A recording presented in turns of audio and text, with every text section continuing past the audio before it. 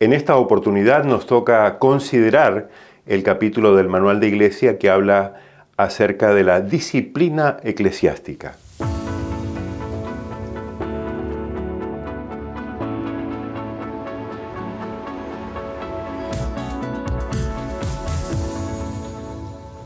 Es un tema difícil para la Iglesia y me atrevo a decir que cada vez más difícil y complejo por las derivaciones que la disciplina eclesiástica está teniendo en los últimos días o en los últimos tiempos.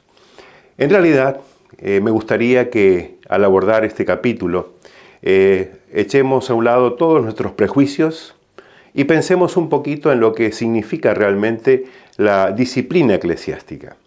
La palabra disciplina deriva de otra palabra que es discípulo. Discípulo es la palabra madre que da lugar a esta otra palabra que es disciplina. Y nosotros somos discípulos, en este caso, por supuesto, somos discípulos de Cristo. Por lo tanto, tenemos un maestro a quien seguir, en quien creer y a quien imitar. Por lo tanto, la disciplina del discípulo tendrá que ver necesariamente con su parecido con el modelo del maestro.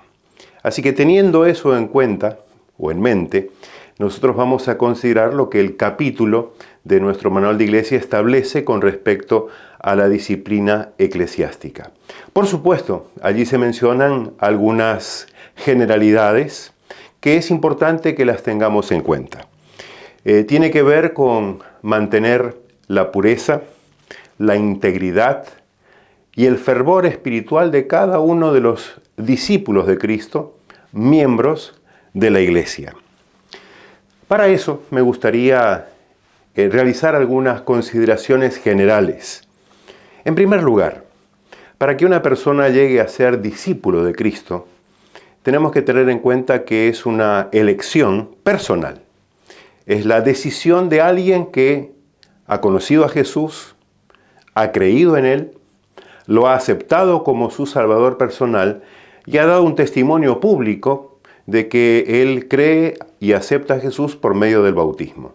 Ese testimonio público de su fe en Cristo. Es un acto totalmente voluntario donde Él asume un compromiso personal y a la vez público de su discipulado cristiano. Así que la característica del discípulo debiera ser permanecer. La permanencia debiera ser la característica de cada discípulo de Cristo. La palabra permanencia es una palabra que ocurre frecuentemente en el Nuevo Testamento. La permanencia también es voluntaria. Nadie está obligado a permanecer en una vida o en un lugar donde no quiere estar. Pero acá la cuestión que nos atañe en este capítulo tiene que ver con lo que ocurre realmente cuando una persona es afectada por alguna práctica que no está de acuerdo al discipulado cristiano. Podríamos decir entonces que muchas veces correspondería a alguna medida disciplinaria, alguna medida extrema, algunos la consideran de esa manera, que tiene que ver ya no con el ingreso, la permanencia, sino con la salida, con el egreso, con la exclusión del miembro de la iglesia. Pero nunca olviden el siguiente detalle. Todo esto es una cuestión voluntaria. El ingreso, la permanencia. Y permítanme decirles para que simplemente lo tengan en cuenta, queridos líderes de la iglesia. También la decisión de la persona hace que voluntariamente se aleje de la disciplina del cristianismo. Por lo tanto, también deberíamos considerar válida esa decisión tomada conscientemente por esa persona, lo que nos permitirá y nos ayudará en el tratamiento que tenemos que realizar como iglesia. Ustedes saben y muy bien que nosotros tenemos una pauta muy clara en la palabra de Dios con respecto a qué hacer para no equivocarnos en la tarea de la disciplina eclesiástica, cuyo único objetivo es buscar que aquella persona que voluntariamente tomó una decisión contraria a su compromiso inicial con Cristo. Recuerden simplemente el voto bautismal, que por lo general sería una especie de quebrantamiento de ese voto bautismal, incluso de manera pública. Eso también fue voluntario y por lo tanto, la manera en que nosotros debemos considerar estas cosas tiene en las Sagradas Escrituras una fuente que es plena de sabiduría. Y me refiero a las palabras de Jesús registradas en el capítulo 18 del Evangelio de San Mateo. Ahí está la clave de todo.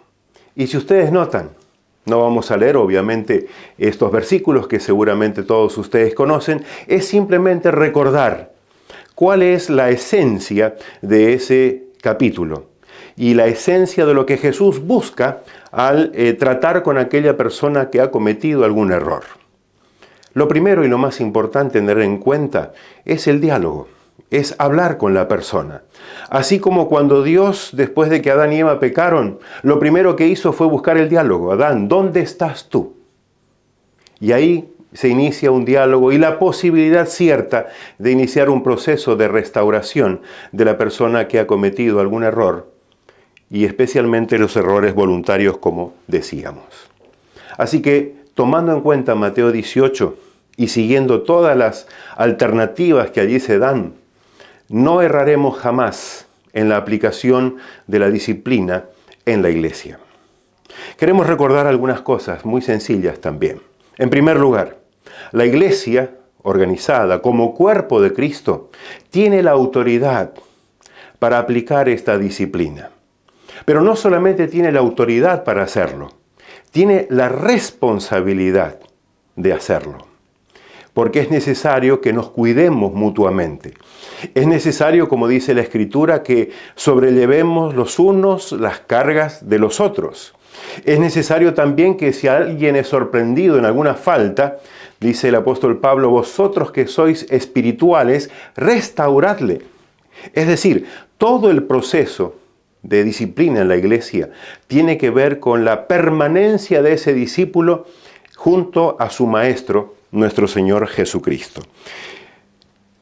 Recalco, el propósito de la disciplina es única y exclusivamente restaurar al hermano, hacer todos los esfuerzos para que la persona vuelva otra vez a aquella decisión original que tomó con respecto a Jesús. Teniendo esto en cuenta, cuando hablamos de disciplina, permítanme elaborar simplemente algunos conceptos con respecto a los motivos de la disciplina. Y básicamente tres. Cuestiones de relaciones interpersonales, las más complicadas y las más difíciles, no simplemente a nivel de la iglesia, a nivel de la sociedad, las relaciones intrafamiliares y, por supuesto, las relaciones en la familia de la iglesia. Muchas veces fuente de discusiones, peleas entre los hermanos. Eso debe ser considerado por la iglesia y la iglesia es responsable y tiene la autoridad para hacerlo. En segundo lugar, por una cuestión doctrinal. Cuando alguien deja de creer en la doctrina que aceptó y con la cual se comprometió cuando recibió a Jesús, entra en un proceso faccioso y de disidencia. Por lo tanto, la iglesia debe actuar en esas circunstancias también. Y un tercer motivo para la disciplina tiene que ver con la conducta de la persona. Cuando la violación de algún principio de la palabra de Dios trae oprobio a la iglesia a la cual pertenece. Esa desobediencia a un principio divino puede ser muy íntima, puede ser muy guardada por la persona. Y de hecho, que muchas veces ocurre, y por eso Mateo 28 contempla inclusive la situación de que si la persona, conversando con alguien que ha errado, se arrepiente, dice, has ganado a tu hermano. Ni siquiera es necesario hacerlo público. Por supuesto que cuando algo se torna público, ya es prácticamente muy difícil que la Iglesia no tome alguna medida de las que mencionaremos a continuación. El manual de Iglesia establece 14 razones, que ustedes las tienen escritas ahí en ese capítulo, que tienen que ver con los motivos por los cuales la Iglesia debe amonestar a los discípulos. Sí me gustaría destacar el hecho de cómo hacerlo. Ustedes han visto ahí, o está consignado, que hay dos votos. Uno es un voto de censura, que se considera una falta menor remediable en un plazo de tiempo, que va entre 1 y 12 meses. Algunos podrían pensar que la censura más grande es de 12 meses. De hecho, desde el punto de vista del tiempo, sí. Pero a veces desde el punto de vista del abandono de algún mal hábito, darle a una persona apenas 30 días, un mes, para tomar una decisión, resulta ser una carga muy pesada. Por lo tanto, la Iglesia debe ser muy sabia en administrar este voto de censura. Y está el voto de exclusión. Cuando la persona, por su conducta, que ha traído oprobio a la Iglesia y ha hecho daño a otras personas, deberá ser excluida de la feligresía. Y me gustaría aclarar algo. Exclusión no significa excomunión. La palabra excomulgado es una palabra usada frecuentemente en nuestro idioma y tiene que ver con otras creencias populares, mas no bíblicas. Por lo tanto, tengan en cuenta ese detalle, que una persona sea excluida de la feligresía no significa que está perdida para siempre. Al contrario, no olviden, el propósito de la disciplina es restaurar al hermano. Y cuando la exclusión es la medida extrema, es porque es necesario. Algunos cuidados que hay que tener en cuenta al realizar todo ese proceso disciplinario. En primer lugar, la persona que ha violado algún principio bíblico con el cual se comprometió en su momento, debe estar permanentemente notificada del accionar de la Iglesia. La Iglesia no deberá colocar sobre sus miembros ninguna prueba de discipulado que vaya más allá de lo que contemplan las Escrituras o el manual de la Iglesia. La Iglesia no juzga ni carácter ni motivaciones. Nunca la disciplina eclesiástica debe ser aplicada por razones pecuniarias, es decir, por cuestiones económicas. No debe hacerse acepción de personas, bajo ningún concepto, sea quien sea, hijo de, líder de, todos somos pasibles de disciplina. Pero lo más importante es la posibilidad de que una vez que la persona inicia su proceso de restauración pueda ser readmitida nuevamente dentro de la Iglesia. Y finalmente, algunas formalidades. En primer lugar, las reuniones donde se van a considerar estas cosas que son de público conocimiento debieran ser debidamente convocadas. Una junta de iglesia no tiene autoridad para la aplicación de la disciplina. El pastor no tiene autoridad, los ancianos no tienen autoridad. Es solo la asamblea debidamente convocada. Otro aspecto importante, el miembro en cuestión tiene derechos. Tiene el derecho hasta de estar presente y de presentar su manera de ver las cosas y qué lo llevó a esa situación, e inclusive solicitar a la Iglesia lo que él considera oportuno. Y una vez que presentó eso, su descargo, tendría que retirarse del recinto para permitir que la Iglesia pueda deliberar con total libertad. Ningún miembro de la Iglesia debiera ser representado por abogados. Me refiero, ¿no es cierto?, a la justicia humana, porque esto es una cuestión de la Iglesia.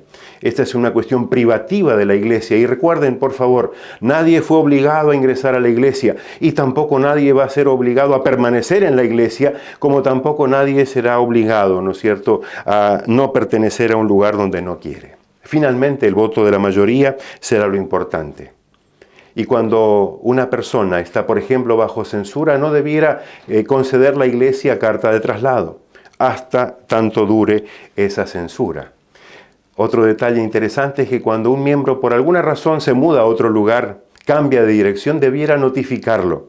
Y debiera prontamente buscar una iglesia y solicitar su carta de traslado.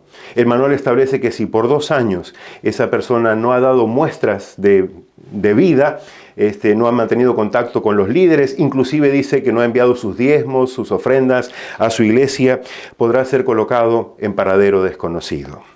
Finalmente, el manual de iglesia establece algo muy importante, que si el miembro en cuestión considera que la actuación de su iglesia ha sido injusta, tiene derecho a apelar, con razones, a la instancia administrativa superior inmediata, que en este caso sería la misión o la asociación. Por lo tanto, queridos hermanos, no tengamos temor de aplicar la disciplina, que es el cuidado de nuestros miembros de la iglesia. Apenas unos pocos detalles para mantenernos firmes en nuestra posición de mantener una iglesia pura y sin mancha hasta el regreso de Jesús. Que Dios bendiga a cada uno en este enorme desafío, en este tiempo tan complejo y tan difícil que nos toca vivir.